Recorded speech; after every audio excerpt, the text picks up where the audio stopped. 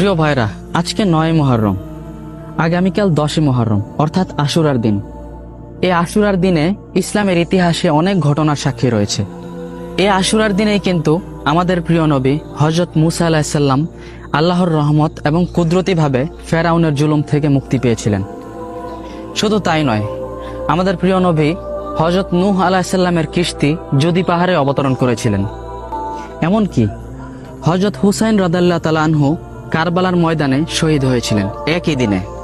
প্রিয় ভাইরা, আশুরার দিনে রোজা রাখা সুন্নত, কারণ রাসূল সাল্লাল্লাহু আলাইহি সাল্লাম বলেছেন, আমি যদি আগামী বছর ৯ এবং ১০ মুহররম জীবিত থাকি তাহলে রোজা রাখব।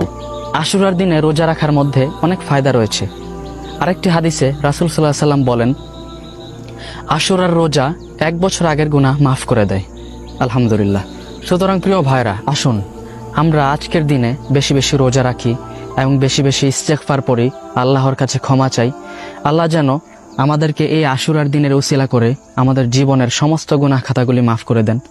এবং শুধু আশুরার দিন নয়, আমরা যেন সারাটি বছর একই নিয়মে আল্লাহ তাআলার ইবাদত করতে পারি, সবসময় যেন ভালো পথে চলতে পারি।